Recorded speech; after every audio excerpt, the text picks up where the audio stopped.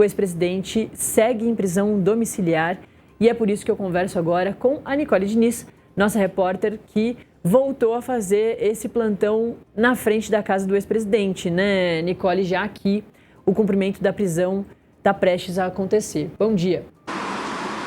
Oi, Nath, bom dia, exatamente. Pois é, a gente voltou aqui para frente da casa do ex-presidente Jair Bolsonaro para acompanhar como que está a movimentação por aqui. Até o momento, Nath, o que acontece muito é que quando vem os moradores, vem a imprensa por aqui, eles fazem questão de deixar o seu apoio ou então pedindo fora Moraes por aqui quando vem a imprensa. Mas, Nath, até o momento aqui a gente não tem nenhuma movimentação muito diferente. O que a gente vai ter mais tarde é a visita do deputado federal Marcel Van Hatten, que foi autorizada pelo ministro Alexandre de Moraes. Ontem, o ex-presidente recebeu o senador Magno Malta, que é um aliado dele, né, e que também teve presente desde que o ex-presidente colocou a tornozeleira eletrônica. A gente lembra do episódio em que o ex-presidente Jair Bolsonaro foi a uma igreja aqui em Brasília, lá em Taguatinga, uma região administrativa aqui da capital federal, em que o Magno Malta estava com ele, junto com o seu filho 04, né, o Jair Renan.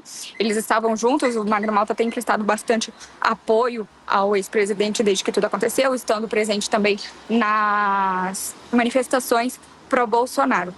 Nath, além dessas duas visitas que o ex-presidente vai receber, também na sexta-feira está prevista a visita do deputado federal Nicolas Ferreira. E depois disso, Nath, o ministro Alexandre de Moraes também autorizou outra leva de visitas para o ex-presidente, né? Entre eles estão Cláudio Castro e Guilherme Derrite, que estão nos holofotes desde a mega operação no Rio de Janeiro, né, Operação Contenção, falando muito de segurança pública. Ronaldo Caiado e Tarcísio de Freitas também foram aprovados. Tarcísio de Freitas, que já esteve aqui 2 vezes, vai vir uma 3ª vez. E também o deputado federal Ubiratã Sanderson, que está marcada para o dia 11 de dezembro, Nath.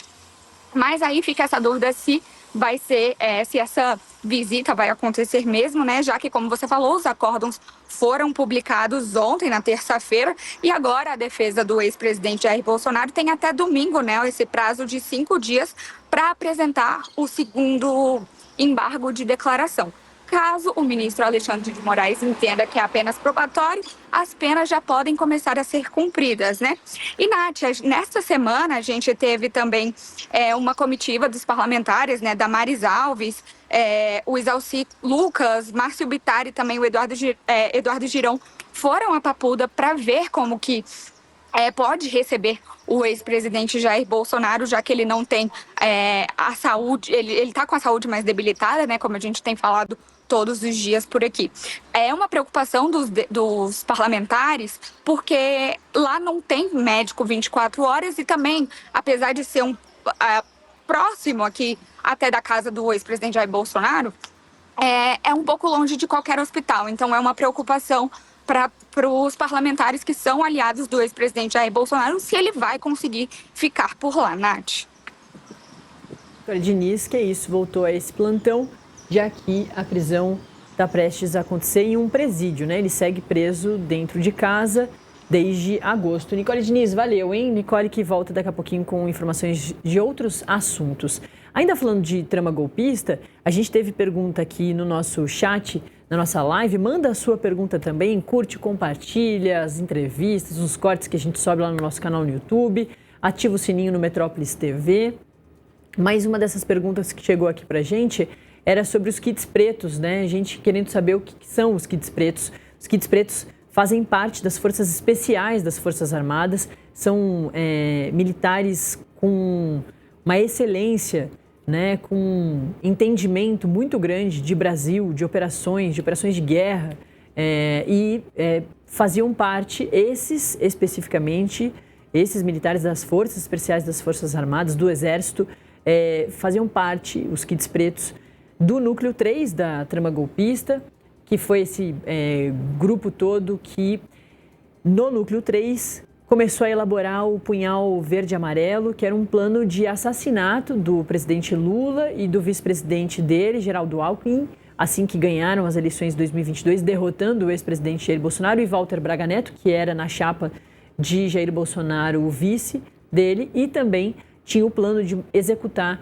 o ministro que depois se tornou relator da trama golpista, Alexandre de Moraes, entre outras funções, funções bem mais ali violentas, né, de execução mesmo dessas pessoas todas que tinham vencido, no caso de Lula e Alckmin, as eleições de 2022. Então, os kits pretos faziam parte do núcleo 3, que foram todos os kits pretos, todos ali condenados pela trama golpista, e teve uma absolvição, que foi do general Teófilo, por falta de provas, né? Não conseguiram comprovar, a partir da delação do Mauro Cid, se ele realmente fez parte ou não. A única coisa que pesava sobre ele era a delação do Mauro Cid, mas assim como o nosso advogado acabou de nos explicar, só a delação não basta, precisa comprovar tudo aquilo que foi mostrado com a delação. Vamos